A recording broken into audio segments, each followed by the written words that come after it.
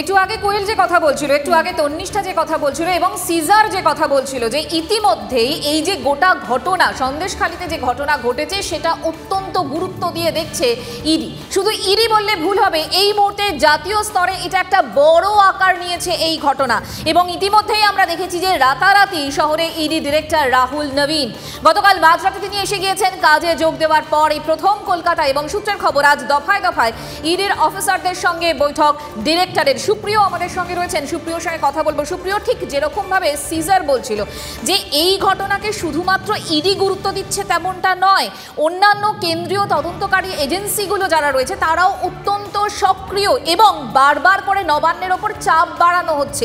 এই যে আজকে দফায় দফায় বৈঠক এবং এই যে ইডির যে যিনি ডিরেক্টর রয়েছেন তার সঙ্গে যারা সেদিনকে আক্রান্ত হয়েছিলেন তাদের সঙ্গেও বৈঠক, গোটা বিষয়টা কোন জায়গায় দাঁড়িয়ে রয়েছে সুপ্রিয়, এবং ইডি এটাকে কিভাবে ডিল করতে চাইছে?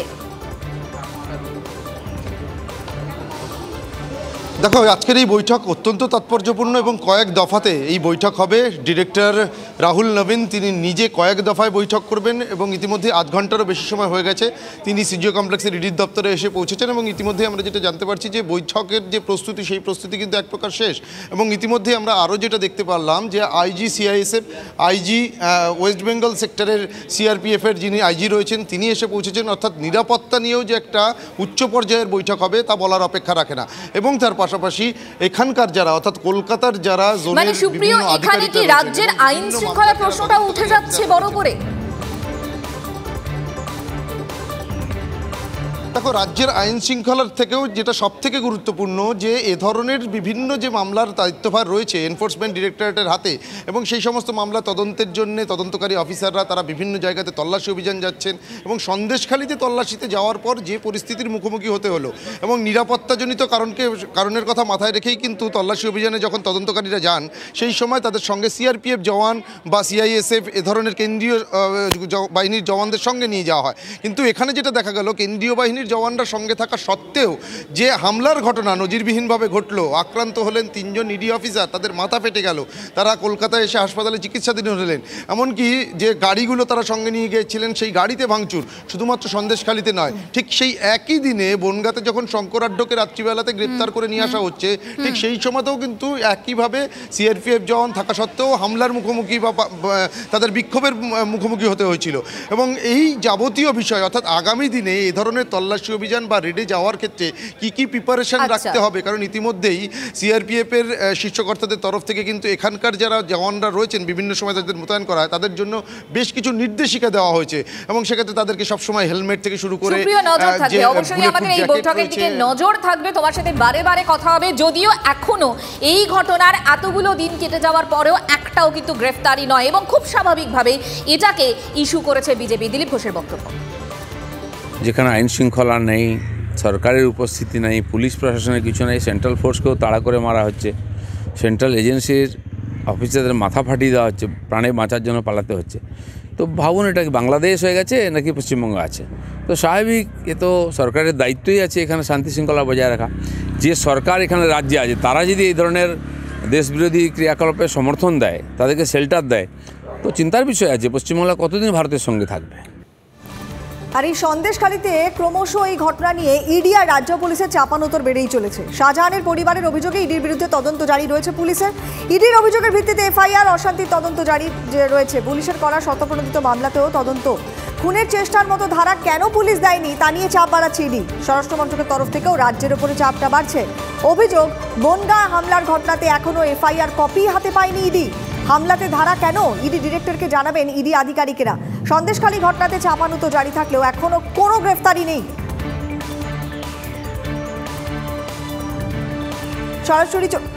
সরাসরি যাবো এই মুহূর্তে, সুপ্রিয় আমাদের সঙ্গে রয়েছেন। সুপ্রিয়, বোঝাই যাচ্ছে চাপানুতোরটা কোন পর্যায়ে। সত্যি তো এতক্ষণ এতগুলো ঘন্টা পেরিয়ে গেছে, মূল অভিযুক্ত ধরা পড়েনি এবং কেউ গ্রেফতারি নেই, হচ্ছেটা কি? দেখো, সেদিন যার খোঁজে তল্লাশিতে গিয়েছিলেন সেই শাহজাহান শেখ, তার এখনও পর্যন্ত নাগাল পাওয়া যায়নি। কেন্দ্রীয় এজেন্সি তারাও চেষ্টা করছেন বিভিন্নভাবে, তাদের যারা সোর্স রয়েছেন বা ইন্টেলিজেন্সি রয়েছে সেগুলোকে কাজে লাগানো হচ্ছে। অন্যদিকে রাজ্য পুলিশের উপরেও কিন্তু নানাভাবে চাপ তৈরি করা হচ্ছে বা তাদেরকেও কিন্তু বলা হচ্ছে কেন্দ্রীয় সংস্থার তরফ থেকে যে তারা যাতে শাহজাহান শেখকে খুঁজে বের করেন বা শাহজাহান শেখকে গ্রেপ্তার করা হয়। তবে এখনও পর্যন্ত কিন্তু সেটা সম্ভব হয়নি, বা সম্ভব হলেও সে ধরনের কোনো অফিসিয়াল কনফার্মেশন আমাদের কাছে নেই এখনও পর্যন্ত, বা কোনো এজেন্সির তরফ থেকেই কিন্তু জানানো হয়নি। কিন্তু রাজ্য পুলিশ এবং তার পাশাপাশি কেন্দ্রীয় সংস্থার মধ্যে একটা যে চাপানোত্তর রয়েছে তা বলার অপেক্ষা রাখে না। তার কারণ যেদিন রাতে বনগা থেকে যখন শঙ্করাড্ডকে গ্রেপ্তার করে নিয়ে আসা হয়েছিল, যেটা ইডির তরফ থেকে দাবি করা হচ্ছে, বাইরে যখন জমায়েত করতে শুরু করেন লোকজন বা তার অনুগামীরা, পুলিশের কাছে বারবার এনফোর্সমেন্ট ডিরেক্টরেটের তরফ থেকে জানানো হয়েছিল যে যাতে জমায়েত সরানোর জন্য ব্যবস্থা করা হয়, ফোর্স পাঠানো হয়। কিন্তু রাজ্য পুলিশের তরফ থেকে বা জেলা পুলিশের তরফ থেকে কোনো রকম সহযোগিতা করা হয়নি। ঠিক একইভাবে সন্দেশখালীতে যে ঘটনা ঘটেছে, সেই ঘটনাতে ইডির বিরুদ্ধেই শাহজাহান শেখের পরিবারের তরফ থেকে যে অভিযোগ জানানো হয়েছিল তার ভিত্তিতে এফআইআর রুজু করে তদন্ত করা হচ্ছে। তবে এখানেই কিন্তু যেটা ইডির তরফ থেকে দাবি করা হচ্ছে যে তিনজন অফিসার আহত হলেন, তাদেরকে মাথা ফাটিয়ে দেওয়া হলো, সেই ঘটনাতে কোনো রকম কোনো গুরুত্বপূর্ণ কোনো ধারা দেওয়া হলো না, লঘু ধারা রয়েছে। ঠিক সেরকম একটা সময় এনআইএ বা সিবিআই তদন্তের দাবি কি উঠতে পারে এক্ষেত্রে?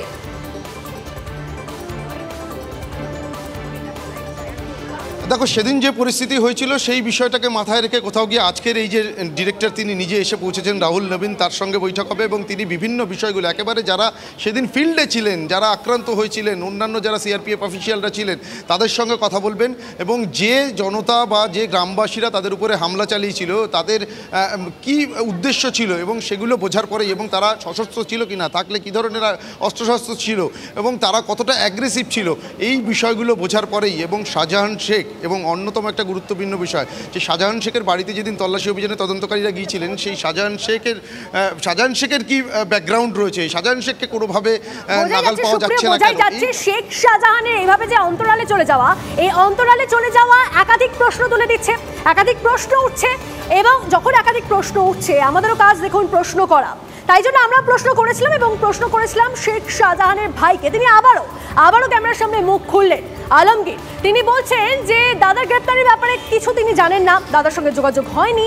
কিন্তু এইদিকে আমরা জানি যে ডিজি আশ্বাস দিয়েছেন, ডিজির আশ্বাসের পরও দল পাশে রয়েছে। কে বলছেন আলমগীর, শোনাবো। আমার সঙ্গে এখনো পর্যন্ত তার কোনো যোগাযোগ হয়নি। যেটুকু আমি যা খবর দেখছি সেটা আপনাদের মাধ্যমে আপনারা যেটা দেখাচ্ছেন সেইটাই দেখছি। তো এরকম কোনো দেখিয়েছে কি মিডিয়াতে যে এসটিএফ নিয়ে গেছে এরকম, এটা তো আমার চোখে এখনও পড়েনি, আপনারা ভালো বলতে পারবেন। আমার কাছে কোনো খবর নেই, কারণ আমি বাড়ির থেকে একদমই বেরোচ্ছি না। রাজ্য পুলিশের ডিজি সাহেব তিনি যদি পুলিশকে বলেন যে তাকে গ্রেপ্তার করতে হবে, নিশ্চয়ই পুলিশ তৎপরতার সঙ্গে তদন্ত করবে। আমরাও চাই যে যদি সে থাকে, সে প্রশাসনের কাছে খবর হয়ে যেভাবে হোক সে কোথায় আছে এটাও আমাদের জানার ইচ্ছা। দল পাশে আছে, নেত্রী পাশে আছে। তারা সাংবাদিক সম্মেলন করলেন রাজ্য তৃণমূল পার্টি অফিস থেকে, তাতে করে তারা তো পাশে থাকার মতোই একটা বার্তা জানাচ্ছে। আলমগীরের বক্তব্যটা আপনাদেরকে শোনালাম। আলমগীর তিনি শেখ শাহজাহানের ভাই, তিনি কি বললেন আপনাদেরকে শোনালাম। এই নিয়ে একটু কথা বলি। আমাদের সঙ্গে রয়েছেন আমাদের প্রতিনিধি সৌরভ দত্ত। সৌরভ, শেখ শাহজাহান কোথায় সেটাই এখন সব থেকে বড় প্রশ্ন। আলমগীর তিনি বলছেন যে তিনি এ বিষয়ে কিছু জানেন না, দাদার খোঁজ তিনি জানেন না, গ্রেপ্তারির খবর তিনি জানেন না, কি হয়েছে না হয়েছে, কিন্তু দল পাশে রয়েছে। দল কিভাবে পাশে থাকছে সৌরভ? তন্নিষ্ঠা, দেখো, শুক্রবার থেকে আজ মঙ্গলবার এই 5 দিনের যে ঘটনাক্রম, সেই 5 দিনের ঘটনাক্রমে কেন্দ্রীয় স্বরাষ্ট্র মন্ত্রকের চাপ রয়েছে, রাজভবনের বিবৃতি রয়েছে, সক্রিয়তা রয়েছে। তারপর রাজ্য পুলিশের ডিজি রাজীব কুমার জানাচ্ছেন যে যেই হোক না কেন তাকে গ্রেফতার করা হবে। কিন্তু তারপরেও শেখ শাহজাহান গ্রেফতার হয়েছে কি হয়নি তা নিয়ে জল্পনা আছে, কিন্তু গ্রেফতার হয়েছে কিনা তা নিয়ে নিশ্চয়তা নেই।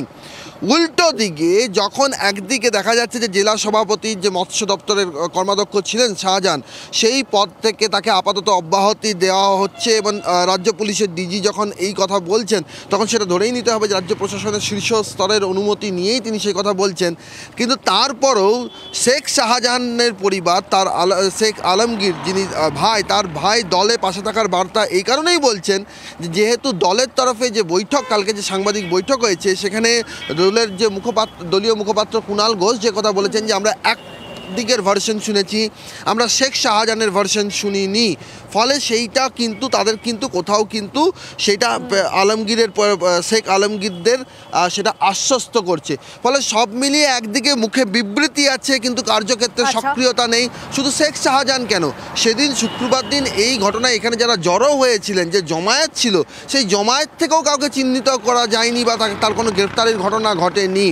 এমনকি যাদেরকে জিজ্ঞাসাবাদের জন্য ডাকা হয়েছিল তারা শুধু জিজ্ঞাসাবাদের জন্যই ডাকা হয়েছিল। তাহলে 5 দিনে এই ঘটনা কারা ঘটালো, কে ঘটাতে পারতো, সেই সমস্ত কোনো তথ্যই কিন্তু রাজ্য পুলিশ প্রশাসন এখনও সেটা সামনে প্রকাশ্যে কিন্তু নিয়ে আসতে পারেনি।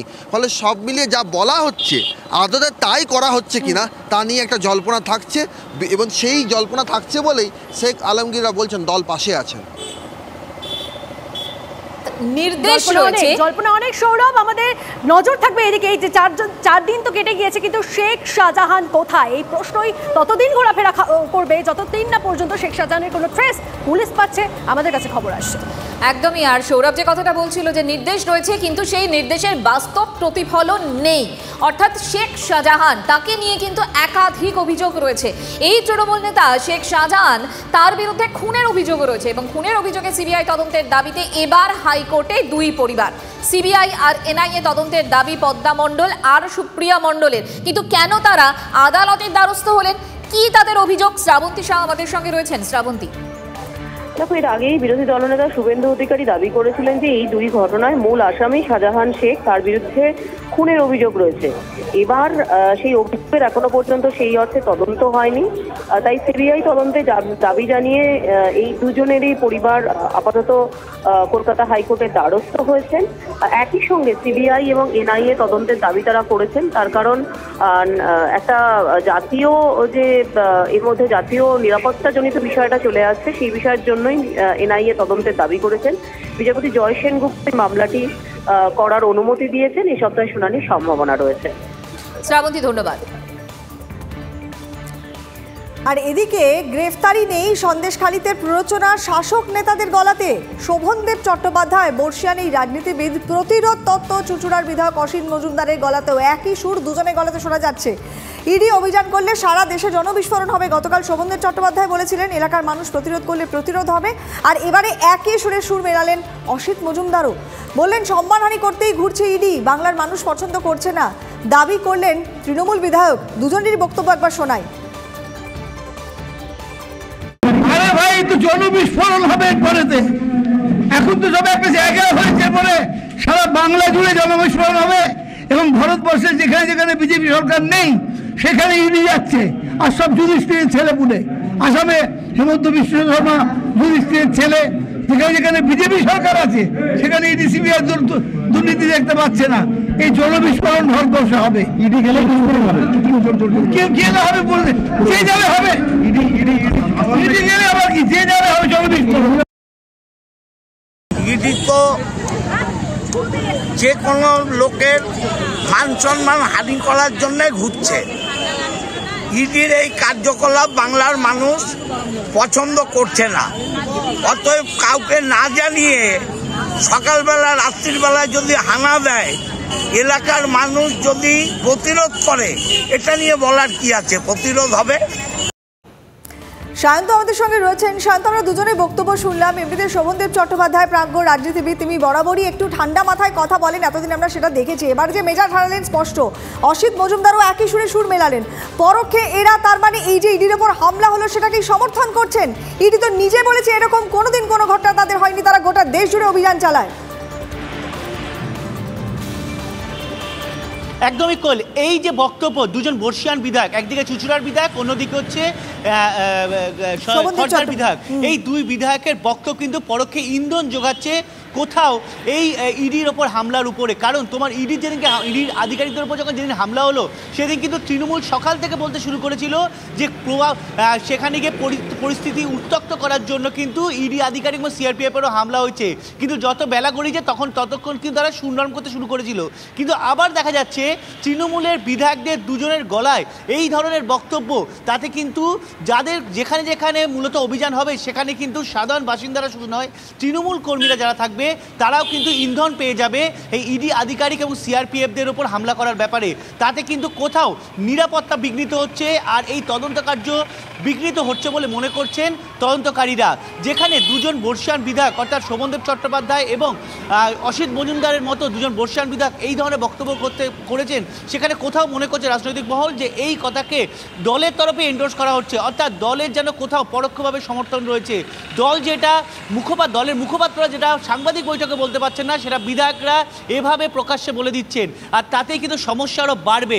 যেখানে আজকে ইডি ডিরেক্টর কলকাতায় রয়েছে, সেখানে দাঁড়িয়ে দুজন শাসক দলের দুই বিধায়ক, দাপুটে বিধায়ক, তাদের গলায় এই সুর স্বাভাবিকভাবেই তো রাজনৈতিক মনে আলোড়ন তৈরি করেছেই। এই জায়গায় দাঁড়িয়ে আগামী দিনে যে অভিযানগুলো চালাবে সে ইডির নিরাপত্তা আধিকারিকরা কতটা নিরাপত্তার মধ্যে থাকবে সেটাও কিন্তু একটা বড়সড় প্রশ্ন রয়ে যাচ্ছে। কারণ সিআরপিএফ যে পরিমাণে থাকে আর যে পরিমাণে আমরা সন্দেশখালী ঘটনা দেখেছিলাম, যে পরিমাণে লোক এসেছিল, নিশ্চয়ই এই বিষয়গুলো মাথায় নিশ্চয়ই তারা রাখছেন। সেজন্যই আজকে বারে বারে ইডিও নিজেদের মধ্যে বৈঠক করছেন, সুপ্রিম অথরিটি তাই নিয়ে এসে পৌঁছে গিয়েছেন। নজর থাকবে সায়ন্ত, অন্যান্য খবরেও আমাদের নজর রাখতে হবে। তবে একটা ছোট্ট ব্রেক নিয়ে আমরা ফিরছি, সঙ্গে থাকুন। মুখ্যমন্ত্রী যদি বলেন আধা সামরিক বাহিনী এলে কোদাল কুড়ুল নিয়ে দা নিয়ে বেরিয়ে পড়ুন, মহিলাদের আহ্বান করেন। একজন মন্ত্রী বলেছেন, আমি তাকে ভদ্রলোক বলে জানতাম, তিনি বলেছেন সেন্ট্রাল ফোর্স ইডি যেখানে যাবে সেখানে নাকি এরকম ঘটনা ঘটবে। এটা কি সন্ত্রাসবাদীদের দল হয়ে গেছে? কেন্দ্র সরকারের কোনো সংস্থা আক্রান্ত হবে এখানে এলে? আমার তো মনে হয় এখানে এই সরকারের 1 মিনিট থাকার অধিকার নেই। এই সরকারকে ধাক্কা মেরে গঙ্গায় ফেলা।